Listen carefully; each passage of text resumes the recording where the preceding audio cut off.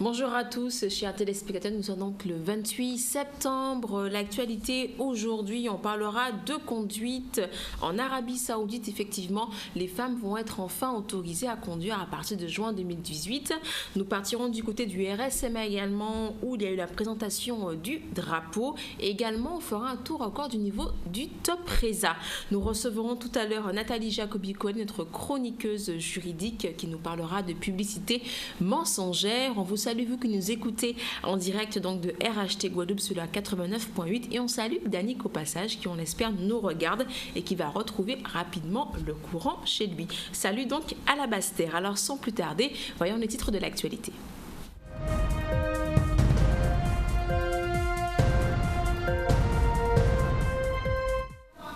Voilà, je vous le disais, donc depuis le 26 septembre, le pouvoir d'Arabie Saoudite a donc annoncé qu'à compter du juin 2018, les femmes vont enfin pouvoir être autorisées à conduire. Également, nous le verrons, de nombreuses personnalités sont donc en ce moment dans les allées du stand de Top Reza. Nous ferons un tour de ce côté tout à l'heure en milieu de journal. Et enfin, le RSMA, je vous le disais, ce matin avait lieu donc la présentation du drapeau pour les 123 volontaires incorporés en début de mois.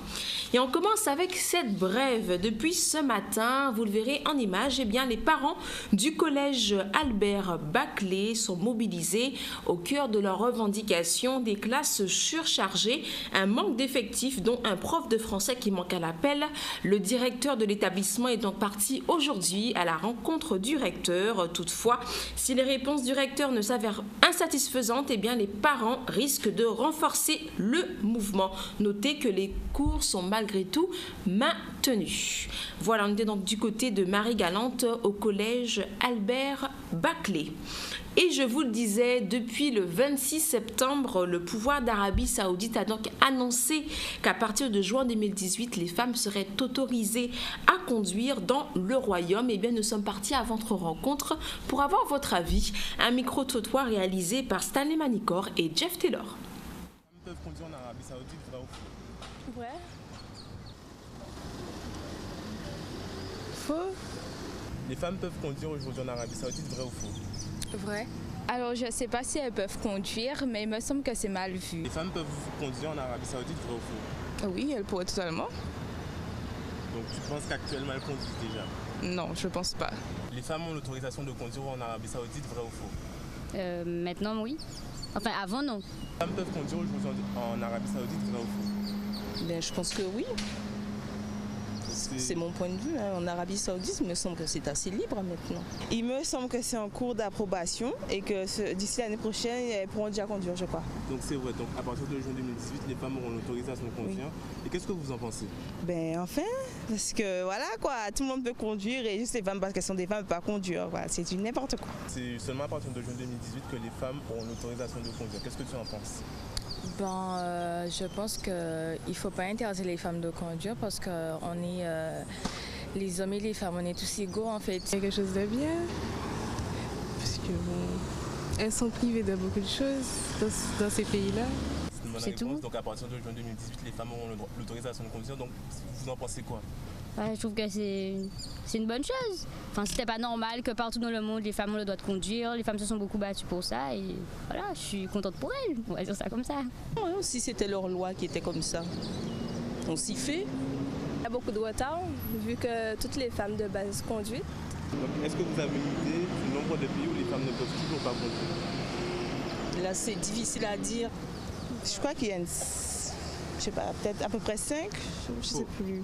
C'était le dernier pays où les femmes n'avaient pas encore l'autorisation de conduire. Ah oui, je me disais aussi. Je pensais que dans tous les pays, les femmes conduisaient déjà. Je pense que c'est une bonne chose parce que déjà que leurs droits étaient assez limités dans le pays, ça leur donnerait un petit peu plus de liberté. Est-ce que tu as une idée du nombre de pays où les femmes ne peuvent toujours pas encore conduire? Non, absolument pas. Donc l'Arabie Saoudite était le dernier pays où les femmes n'avaient pas encore l'autorisation de conduire. Donc ça prouve bien qu'il y avait un problème, heureusement qu'il sera réglé. À partir de juin 2018, elles peuvent toujours prendre le bus si on a, je sais pas moi. Elles font comme elles veulent, elles prennent le 11. Voilà, l'Arabie Saoudite était donc le dernier pays où les femmes n'étaient toujours pas autorisées à conduire. On va recevoir sans plus tarder Nathalie Jacobi-Coali, qui est donc celle qui nous anime cette chronique juridique. Aujourd'hui, on parlera de publicité mensongère. Bonjour Nathalie. Bonjour. Alors, la publicité mensongère, qu'est-ce que c'est déjà ? Alors, la publicité mensongère est une déformation de la publicité commerciale qui présente le produit ou le bien à vendre à la vente, la prestation de service à accomplir sous un jour trompeur et inexact en vue d'attirer l'adhésion de la clientèle. D'accord, très bien. Elle porte sur quoi cette publicité en général ? Alors, l'article L.121-2 et suivant du Code de la consommation va indiquer les éléments sur lesquels la publicité mensongère peut porter. Donc, je ne connais pas cet article par cœur, donc je vais vous reprendre un petit peu les dispositions de cet article. Donc, la publicité mensongère peut porter notamment sur l'existence, la disponibilité ou la nature du bien ou du service, les caractéristiques essentielles du bien ou du service, à savoir ses qualités substantielles, sa composition, ses accessoires, son origine, sa quantité, son mode et sa date de fabrication, les conditions de son utilisation, son aptitude à l'usage, ses propriétés et les résultats attendus de son utilisation, ainsi que les résultats et les principales caractéristiques des tests et contrôles effectués sur le bien ou le service, le prix ou le mode de calcul du prix, le caractère promotionnel du prix et les conditions de vente, de paiement et de livraison du bien ou du service. Donc, qu'est-ce que ça veut dire exactement ? Donc, je vais prendre un exemple sur le mode de fabrication. Admettons, il y a une publicité qui indique que c'est un mode artisanal. Donc, le consommateur va acheter effectivement ce produit parce qu'il va se dire c'est une fabrication artisanale. Or, en fait, il va être révélé que c'est une production industrielle. Et bien là, il y aura publicité mensongère sur le mode de fabrication du produit. D'accord, très bien. Donc, on suppose que ce n'est pas légal. Non, c'est pas légal, effectivement. La publicité qui est de nature à induire en erreur est constitutive d'une infraction unique. Et elle peut être poursuivie et sanctionnée qu'une seule fois. Donc, qu'est-ce que cela veut dire ? Cela veut dire, d'une part, que pour qu'il y ait une infraction, il doit avoir au moins 2 éléments. Une publicité commerciale de nature à induire en erreur et de porter sur un ou plusieurs éléments définis par l'article L.121-2 du Code de la consommation que je vous ai indiqué. Et d'autre part, que les mêmes faits ne pourront pas être sanctionnés 2 fois, sauf, comme je vous ai dit souvent en droit, il y a toujours des tempéraments, si la publicité apparaît sur des supports différents ou à des dates différentes. Donc, qu'est-ce que ça veut dire ? Donc, admettons, il y a une publicité mensongère. Donc, la personne, par exemple, le fournisseur va être sanctionné pour cette publicité mensongère. Il ne pourra pas être sanctionné une 2e fois parce que l'infraction est unique. Voilà ce que ça veut dire. D'accord. J'imagine qu'il y a des grosses sanctions pénales qui viennent s'appliquer en cas de publicité mensongère. Oui, tout à fait. Donc la publicité mensongère est punie par une peine de 2 ans d'emprisonnement et par une peine d'amende de 300 000 €. Et c'est l'article L.132-2 du Code de la consommation qui le prévoit. D'accord. Alors si par exemple moi je suis victime d'une publicité mensongère, je peux éventuellement solliciter devant la juridiction répressive la réparation du préjudice. Oui, tout à fait. Donc pour pouvoir obtenir réparation, vous devrez démontrer que c'est en raison du caractère mensonger que vous avez contracté le bien ou le service et que c'est en raison justement de cette publicité mensongère que vous avez contracté. Donc vous aurez cela à démontrer pour pouvoir être indemnisé. D'accord. Alors Nathalie, est-ce que la publicité mensongère peut-elle être interdite par d'autres notions juridiques notamment ? Oui, tout à fait. Donc il existe également une notion qui est la pratique commerciale déloyale, qui est une notion plus large qui pourra également sanctionner la publicité mensongère. Alors c'est quoi la différence ? Qu'est-ce que c'est concrètement la pratique commerciale déloyale ? Alors déjà, donc c'est un autre fondement qui précise la définition de la pratique commerciale déloyale. Donc c'est l'article L.121-1 du Code de la consommation qui prévoit qu'une pratique contraire aux exigences de la diligence professionnelle et qui altère ou est susceptible d'altérer de manière substantielle le comportement économique du consommateur normalement informé et raisonnablement attentif et avisé à l'égard d'un bien ou d'un service. Donc qu'est-ce que ça veut dire? Qu'est-ce que veut dire cette définition? Que la pratique commerciale déloyale doit avoir pour incidence directe d'altérer le comportement du consommateur normalement informé et raisonnablement attentif, donc en fait c'est le consommateur moyen, et que sans celle-ci, le consommateur n'aurait jamais acquis ce bien ou ce service. Voilà. Donc c'est en raison de cette pratique commerciale déloyale que le consommateur va acquérir un bien ou un service. Mais si elle n'avait pas existé, il n'aurait pas contracté ce bien ou ce service. Alors, est-ce qu'on peut avoir un exemple concret, notamment d'un cas? Alors, par exemple, donc je vais vous donner un exemple. J'avais également cherché sur Internet, mais je ne sais pas si mes exemples sont diffusés. Admettons qu'une consommatrice voit une pub d'une piscine pouvant contenir 3 enfants, d'accord? Donc elle se dit, je vais acquérir ce bien parce qu'effectivement, voilà, j'ai 3 enfants et qu'ils pourront, voilà, pendant les vacances, pouvoir aller dans la piscine. Et en réalité, lorsqu'elle reçoit ce bien, on voit bien que ça ne peut pas contenir 3 enfants. Donc là, effectivement, il s'agit d'une pratique commerciale déloyale parce que sans cet élément mensonger, la personne n'aurait pas acquis ce bien. D'accord, très bien. Donc, ok. Donc c'est une pratique qui se fait plus par l'image ou par le prix? Justement, ça pourrait être par l'image, ça pourrait être par le prix. Donc en fait, ça pourrait être une pratique qui, justement, va induire en erreur le consommateur. Et si justement il n'y avait pas cette pratique, il n'aurait pas pris ce bien ou ce service. D'accord. Alors vous venez de nous dire notamment, Nathalie, que la publicité mensongère est donc sanctionnée, en tout cas punie par une peine de 2 ans, on l'a vu, et une peine d'amende allant donc à 300 000 €. Pour la pratique commerciale déloyale? Pour la pratique commerciale déloyale, ça ne sera pas le même fondement juridique, mais ça sera exactement la même peine. Donc il s'agira également d'une peine de 2 ans d'emprisonnement et de 300 000 € d'amende. Seulement, il s'agira du délit de tromperie. Donc ça sera l'article qui sera sanctionné par l'article L.441-1 et L.454-1 du Code pénal. Donc il s'agit d'un fondement juridique différent. Et la pratique commerciale déloyale pourra également être sanctionnée par les juridictions civiles ou commerciales. Donc là aussi sur des fondements juridiques différents, donc ça pourrait être aussi bien sur la responsabilité contractuelle ou la responsabilité délictuelle. D'accord. Et dans ce cas, quelles sont les personnes qui pourront être sanctionnées? Est-ce que c'est l'entreprise ou... Donc là, en fait, les personnes qui, selon la jurisprudence, la détermination des responsables s'effectue en fonction de l'application de chacun dans la publicité et du bénéfice qui en est tiré. Donc il pourra s'agir aussi bien de l'annonceur, du distributeur ou du fournisseur. D'accord. Très bien, merci beaucoup pour toutes ces précisions, Nathalie. Je le rappelle, c'était donc la chronique juridique. Si vous l'avez ratée, n'hésitez pas, vous pouvez donc la revoir sur le zcl.tv. Et puis, c'était donc, nous étions également en direct de RHT Guadeloupe 89.8. Merci encore, Nathalie. On se revoit dans combien de temps? Dans 2 semaines, le 12 octobre. Vous avez déjà le thème? Oui, ça sera sur la présomption d'innocence. Très bien. Ne manquez pas ce rendez-vous, la présomption d'innocence avec donc Nathalie Jacobi-Kouali pour sa chronique juridique. On revient à l'information. Nous sommes donc toujours au salon Topresa. Ça continue. De nombreuses personnalités sillonnent les allées du stand de la Guadeloupe au salon donc Topresa. Sans doute pour bien montrer que malgré Maria, le tourisme reste donc un atout de l'économie. Des images signées Maurice Cessé. La Guadeloupe est bien là, présente à Topresa pour bien dire à la population française, au monde entier, que la Guadeloupe a résisté à Maria et que nous sommes prêts à recevoir les touristes en Guadeloupe dès la prochaine saison. Parce que tout va bien quand même. On a su résister et les infrastructures sont là, à part quelques arbres écrasés, mais ça va.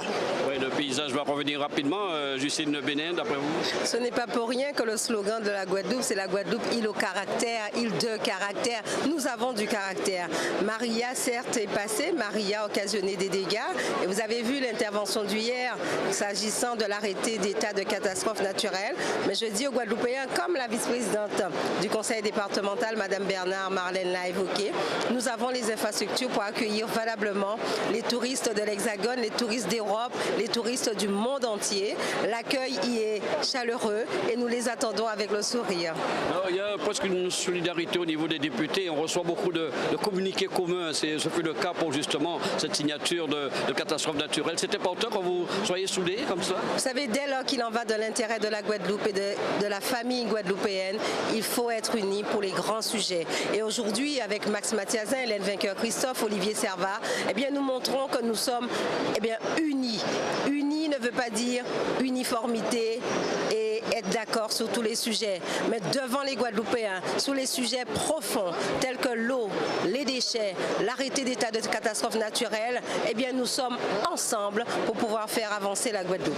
Oui, c'est beaucoup d'emplois pour le secteur et parce que c'est une très grande partie de l'économie qui est investie dans le tourisme. Le tourisme fait vivre beaucoup de Guadeloupéens.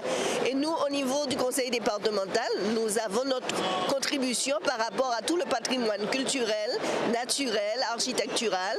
Et donc, c'est pour cela qu'il est important que nous soyons là pour rappeler que, eh bien, il faut venir en Guadeloupe. Le pays est toujours aussi...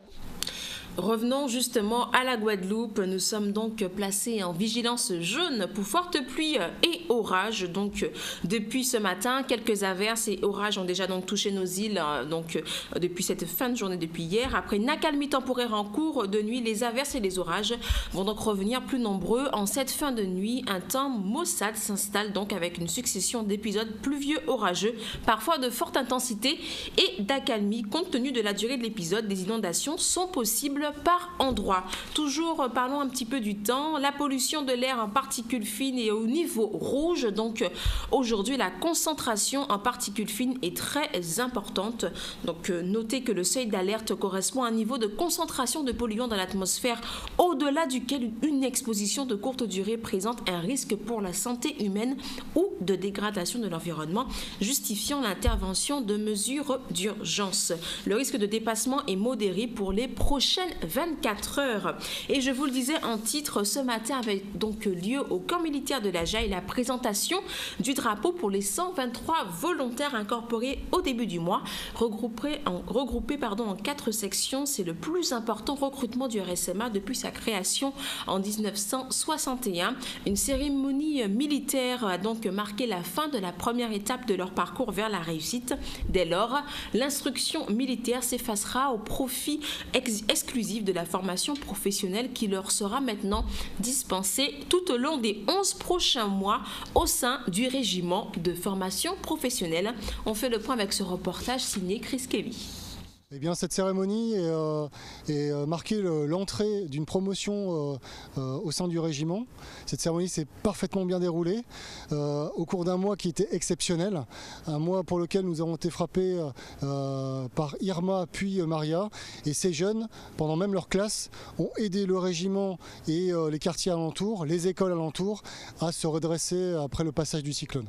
Alors cette année, elle sera à la hauteur de leur engagement. Aujourd'hui, vous avez vu les efforts qu'ils ont fait pendant un mois pour venir chercher le béret, l'encre de marine, cette appartenance à la famille des troupes de marine, mais aussi l'insigne du raccoon que nous avons remis symboliquement tout à l'heure, avec notamment la présence de proviseurs, les proviseurs des écoles et collèges alentours que nous avons aidés suite à la tempête Maria.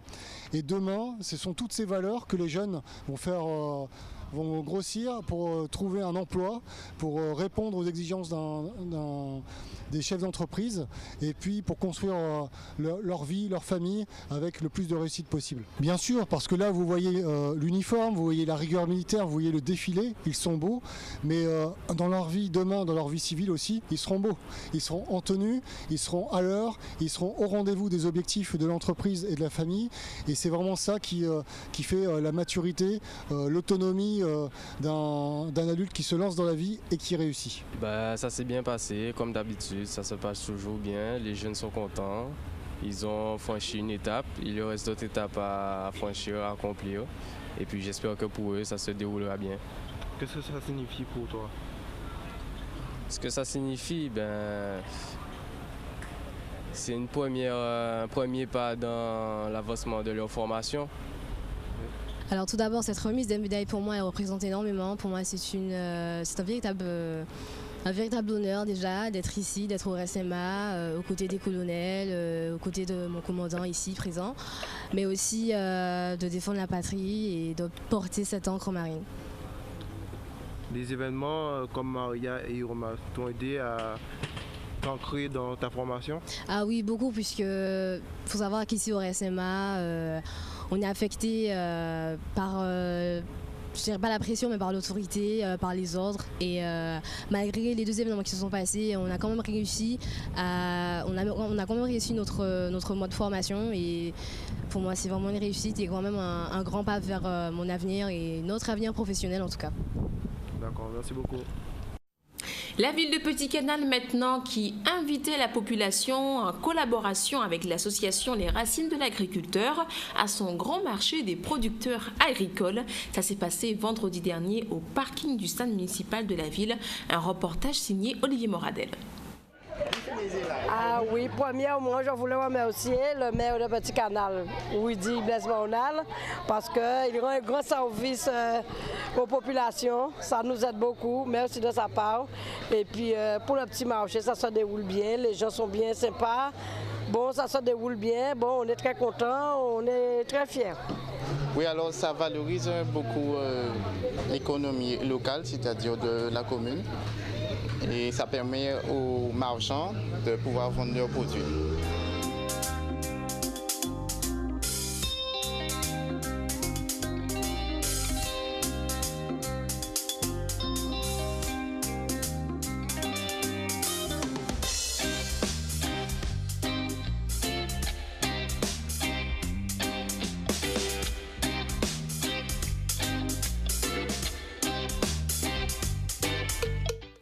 Et notez que depuis aujourd'hui, ont commencé les journées de l'agro-transformation jusqu'à demain. Et d'ailleurs, Liliane Francil sera donc à nos côtés dans le ZCL pour nous en parler. Alors pour ceux qui nous rejoignent, faisons tout de suite un rappel des titres donc de ce 28 septembre. Eh bien, je vous le disais, depuis le 26 septembre, le pouvoir d'Arabie Saoudite a donc annoncé qu'à partir de juin 2018, les femmes seront autorisées à conduire dans leur royaume. Vous nous donnez donc votre avis dans ce micro-trottoir réalisé par Stanley Manicor et Jeff Taylor. Et je vous le disais également, le Top Reza continue, de nombreuses personnalités sillonnent les allées du stand de la Guadeloupe. Et enfin, le drapeau du RSMA a été dressé, un drapeau pour les 123 volontaires incorporés au début du mois. Et cela donc depuis la création en 1961, c'est donc le plus gros recrutement jamais réalisé. Voilà donc pour l'information de ce 28 septembre. Le ZCL revient évidemment demain à 12h30 avec Danick, avec pour invité, vous l'avez entendu, Liliane Francil. Nous parlerons donc des journées de l'agro-transformation. Les chroniqueurs seront également au rendez-vous. Donc je vous donne rendez-vous demain à 12h30 et puis un excellent appétit si vous êtes encore à table. À demain.